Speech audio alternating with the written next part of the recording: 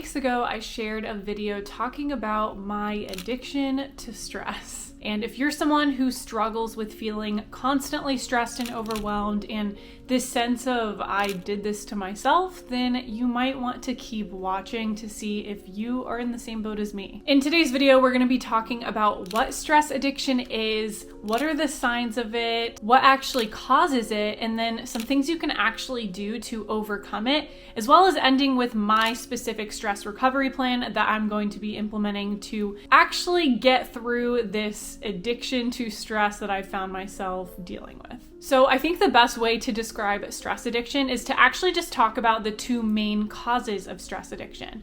The first one is an actual addiction to the high levels of dopamine and cortisol that we get in our bodies and our brains when we are engaging in stressful situations. Your body has become accustomed to that feeling of having high levels of cortisol and dopamine, so you actually crave that feeling and you subconsciously or consciously go out of your way to create scenarios and situations in your life that increase those chemicals in your brain. The other common cause is that you grew up in a household that was overall stressful and had a lot of stress in it and stressful situations happening around you. So for you, your body and your brain, this addiction to stress is actually just an addiction to wanting things to feel normal in the way that you grew up. And then of course there's the third, which is that you have both. Your body is not only in a habitual addiction state to stress, aka cortisol and dopamine, but also you grew up in a situation or a household that had a lot of stress surrounding it. I found myself in number 3. I feel like a lot of it is relating to my childhood and how I grew up in the situation that I was in,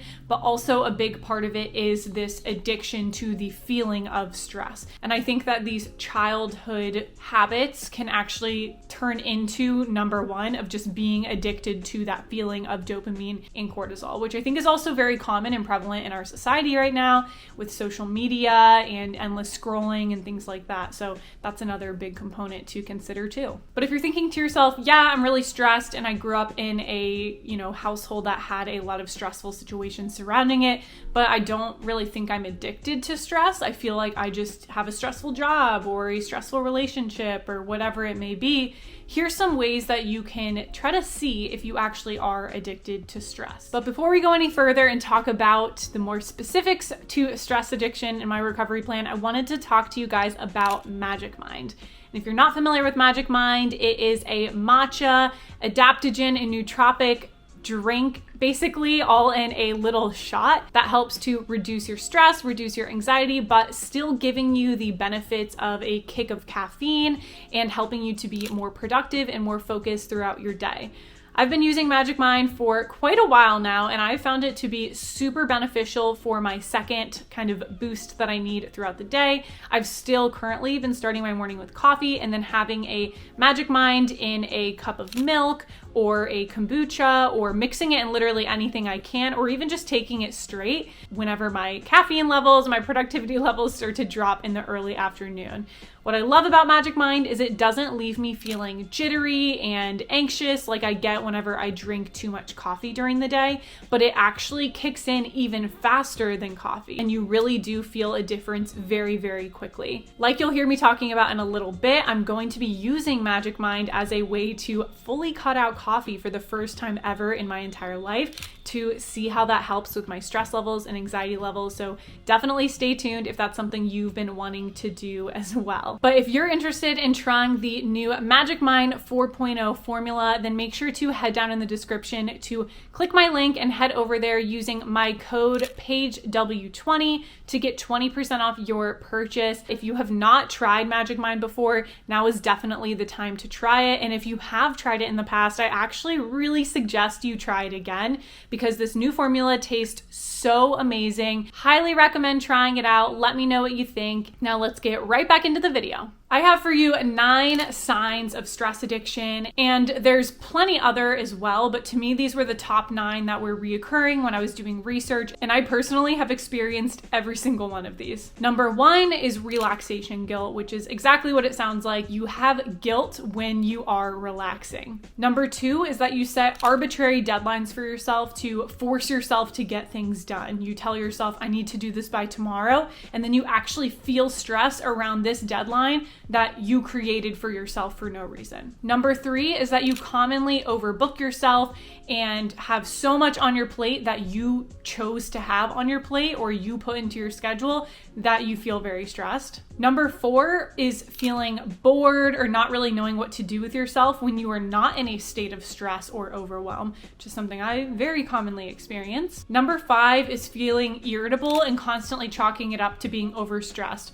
Oh, sorry, I got so irritated or mad at you, I'm just too stressed. Oh, sorry, my temper's so short, I'm too stressed. Number 6 is consistently saying yes to things when you wish you had said no afterwards, or saying yes when you know you should be saying no, but almost feeling like you need to say yes because not even that you owe someone else something, but that you know that you're gonna like that state of having so much going on. Then we get into more of the physical ways that we see it manifest in our lives. Number 7 is insomnia. So struggling to sleep at night, having trouble staying asleep, waking up and not being able to fall back asleep. Number 8 is mental and physical fatigue. So literally feeling tired in your body, in your mind. And number 9, the whole reason I started researching this is having legitimate physical pain, usually in your neck, your back, and your head.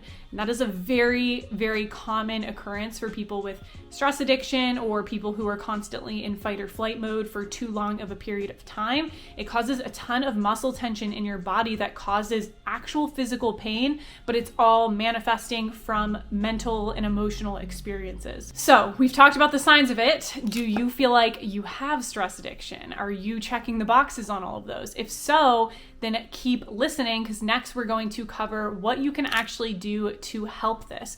You're not doomed. It is something that you can work on yourself. It is a literal habit that you can change and reverse and put better habits in its place. So next I'm going to give you 11 ways that you can break your stress addiction. Number 1 is deep breathing. Number 2 is meditation and mindfulness. Number 3 is setting up a consistent self-care routine for yourself. Number 4 is setting boundaries and being able to say no when you know you need to say no and actually doing it and following through with that. Number 5 is cutting down on cardio, which seems counterintuitive, but instead replacing that with things like weight training or less high intensity type of workouts that are raising your heart rate and increasing, again, that cortisol and that dopamine release that we get. Number 6 is making sure you're getting enough vitamin C and omega-3s because these are both known to decrease stress in your body, actually help your adrenal glands to function better. That overall is going to help lower your stress levels as well. Number 7 is to drink less coffee, less caffeine overall, because we all know that that causes a lot of jitters and issues with stress and anxiety. Number 8 is to take herbal supplements like ashwagandha that help lower your stress levels and anxiety levels as well. Number 9 is kind of interesting. It was to sleep naked in a dark room. Basically, you want to be in a situation where you're sleeping that your body can actually lower its temperature and get to a good temperature for sleeping, as well as not have outside stimulus affecting your sleep and your ability to fall asleep, which is, again, hence the naked in a very dark room. I specifically won't be trying that one because I cannot sleep naked, but I will make sure that I have low stimulus in my room and that I'm keeping it nice and cool. And I might be trying some sleep sounds and things like that to help me fall asleep as well and to just kind of not be thinking about everything else in my life. And then number 10 is to make sure you're sleeping enough. For me, that's 8 to 9 hours a night, and it's something I already highly prioritize. And then lastly is to spend time in nature, which studies have shown overall decrease our fight or flight sense, decrease our cortisol levels, and just overall help ground us. So having time in nature every single day.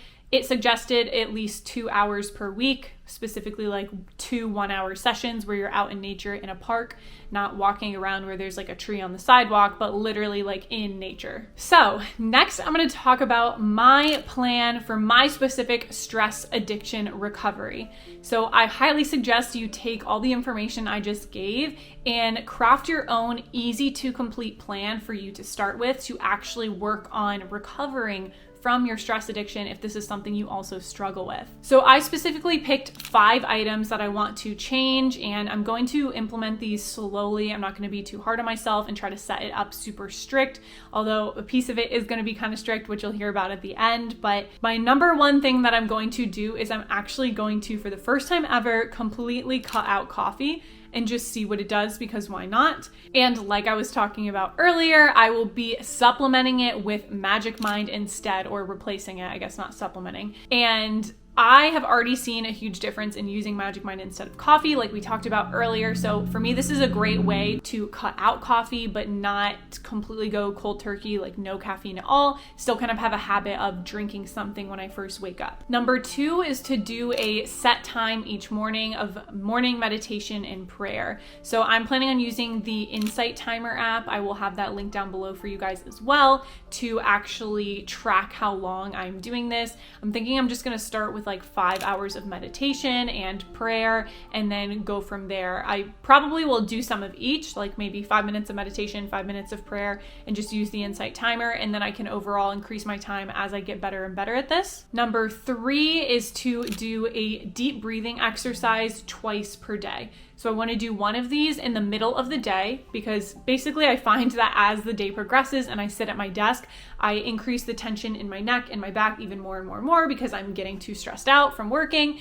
And I want to set a reminder on my phone to go off twice per day, once around noon or 1 p.m. and then once around 5 or 6, for me to stop what I'm doing and do a deep breathing exercise. There's a YouTube video that I've used in the past for this, so I will link that down below for basically the channel I've used for any type of breathing exercises, and I really love the channel. Great exercises, super helpful. So I'm gonna start doing that twice a day. And I specifically want the second one to be at the end of my workday. So I'm going to be like shutting down all of my stuff and actually having like a shutdown routine that will involve me literally doing the breathing exercise to release the stress and all the thoughts and things that come from working. And then I'll be able to kind of go on with the rest of my evening and call it a day. Number 4 is to implement a very specific wind down routine. And this is something I've already been doing because of all the headaches I've been dealing with. I started having a pretty set night routine because I found it to be the only way to get relief from my headaches before bed. So I just want to continue doing this and just keeping it structured. And that will be specifically doing my skincare and then using my TheraFace massage gun, because that has been doing wonders for my headaches and my muscle tension in my face. Then I will turn on my essential oil diffuser in my bedroom and put in lavender and eucalyptus, because I find that really helps with my inflammation, as well as just calming me down and de-stressing. I will get a cup of hot tea, whether it's some type of sleepy time, peppermint or chamomile, a calming caffeine-free tea, and then getting a good book and reading before bed. I do have a very bad habit of falling asleep to YouTube videos or streamers that I watch. And if Oliver's already in bed, that means I'm falling asleep with my AirPods in. And I really want to get back to not doing this. I was not doing it when I did 75 hard last summer. And then I slowly crept back into doing this every night again. So I'm not taking sleeping pills anymore, which is something I used to do, but this bad habit of falling asleep, having a bunch of activity going on and playing out of my phone, especially with my AirPods in, is definitely not helping my headaches or anything. So that's something I want to cut out by replacing watching stuff on my phone with reading, and then, slowly getting rid of that habit again like I used to. And then lastly, number 5 is to do a daily outdoor walk of about 15 to 45 minutes, depending on the day. And the reason I say depending on the day is because I am going to be starting 75.5 hard. If you have not heard of that, I created a whole video about my experience doing 75 hard, which is a very specific, strict, rules-based challenge created by Andy Frisella. I'll link the video where I talked about it down below. I've been trying to figure out what variations I could make to the challenge to keep it sustainable for me and not be as much of a challenge anymore and more of the lifestyle change that I'm looking for. Doing 75 hard drastically changed my life and created a lifestyle change from completing the challenge, where I eat a lot cleaner now. I'm working out consistently every single week. I'm going on walks more frequently. It's not something that is sustainable for me to do every single day. So I heard recently about people doing 75.5 or -5 or 75.5, whatever you want to call it, where basically you do 75 hard rules, but only 5 out of the 7 days of the week throughout the 75 days. And then you reset your count every, 7 days each week. So I'm going to be starting that. I actually started it already this past weekend because my mental health was the best that it had ever been while I was doing the challenge. And I'm going to see if this works to keep it up sustainably. So that is the plan for that. So that's why I initially said I'm implementing these things slowly and I don't want to push myself too hard. But in that aspect, I'm going to kind of push myself. So the reason the walks will be 15 to 45 minutes is because on the days, the 5 out of the 7 where I'm doing the challenge,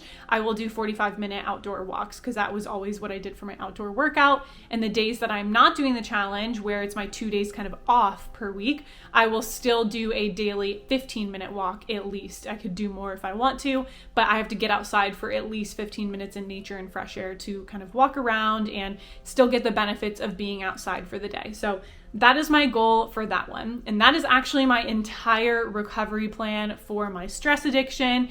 The way I actually am going to be tracking this is by using the app Habit Tracker, and I will have it linked down below with a share link for my habits because you can actually join a group with friends, and I thought it would be super fun. I'm still trying to figure it out, so someone let me know if you actually use the link and try to join because I want to see if it works. But I want to share my 5 stress addiction recovery plan tasks on there and then actually be tracking them. So if you guys want to follow along with me on any of these specific habits, you can join and follow along and watch me and I'll watch you track our habits together to actually kick this stress addiction in the butt because I'm sick and tired of it. And I just want to be satisfied with having normal days and not always feel like if I don't have an insane day, then my life is boring or I'm doing something wrong. So that is my plan for all of that. And I really hope you guys will join me. Also hope you'll try Magic Mind. Again, highly, highly suggest it. I love it so much. And the new formula is amazing. I will have my link and my code down below for you all to check it out if you're interested. But that is all I have for you guys in today's video. I'd love to hear about your experience with stress addiction, as well as anything that specifically worked for you that you think is worth mentioning for me and for other people watching this video. But that's all I have for you today. I will see you in the next one. Bye.